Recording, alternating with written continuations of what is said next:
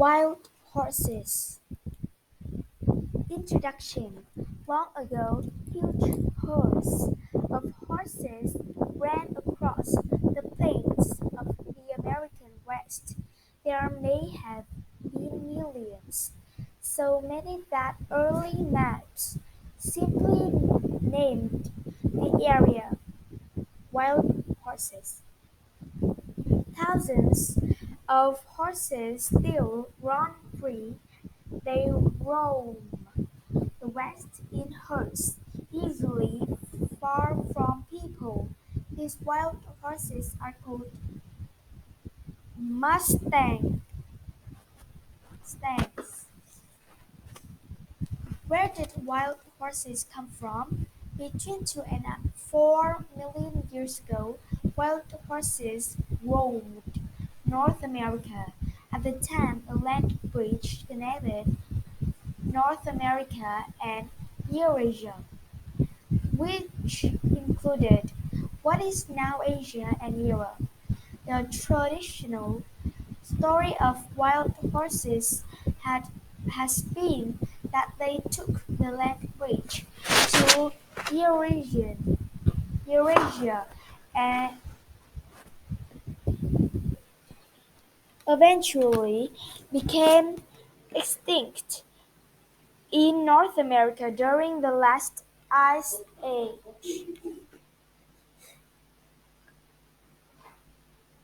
Millions of years later, in the 1500s, Spanish colonizers brought horses back to North America. However, native peoples have oral traditions that tell a different story about how horses never left North America. Scientists have uncovered some evidence to support these traditions. Examples include artwork showing horses made after the Ice Age and before the 1500s.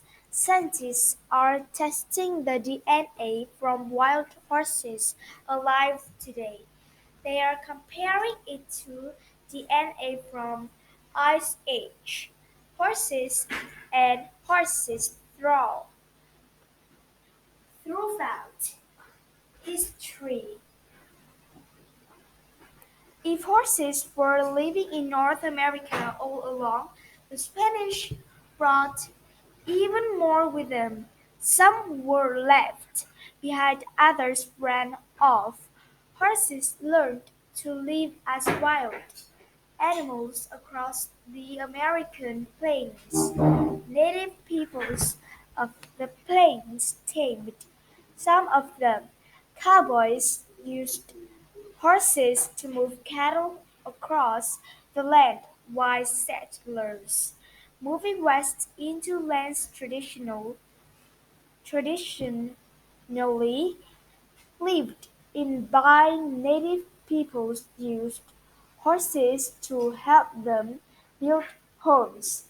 Once again, many tamed horses ran off.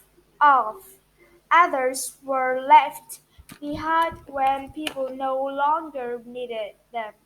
The horses also joined herds in the wild. Life of a wild horses. Wild horses live in herds or bands. An adult male horse called a stallion leads each herd. The stallion is the mate of several female horses or mares who stay with the herd. Young horses are called foals. When the foals are a few years old, they leave to join a new herd. By playing together, young male horses learn how to grow into stallions that can start with own herds. Young females leave their herds to become the mates of these new stallions. Wild horses mainly eat grass, but sometimes they also brow, browse for leaves. One mare leads the herd to food, water, and shelter. The stallions follows behind to watch for danger.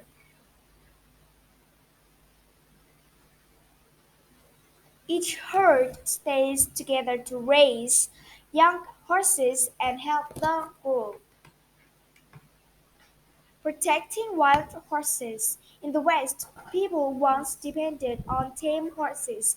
As more and more settlers built homes in the West, towns and cities grew. By the early 1900s, some people began to think of wild horses as pests. Wild horses were killed so cows and sheep would have more grass to eat or sold for meat. In 1971, a law was passed to pre- pr- protect wild horses from harm by humans. That law is the Wild Free Roaming Horses and Burros Act. Burros are wild donkeys. Since then, the number of free wild horses in the United States has grown twice as large. Now, thousands of wild horses roam free in 10 western states. Wild horses are important to the cultures of many native peoples in North America. Many, many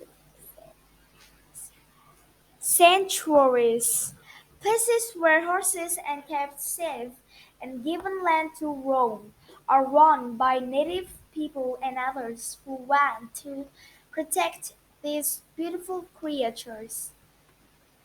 Wild horses today. Although wild horses in the United States are protected by law, herds can grow too quickly. So for now, hundreds of horses are caught and removed from the wild each year. Some of them are adopted by people who will take care of them. Horses that don't find homes right away sometimes wait in fenced areas called corrals. Others go to live in wild horse sanctuaries where they still have wide spaces to roam. Some people think wild horses are invasive pests. Others want some wild horses to always run free. For now, beautiful herds can still thunder across their homelands of the American West.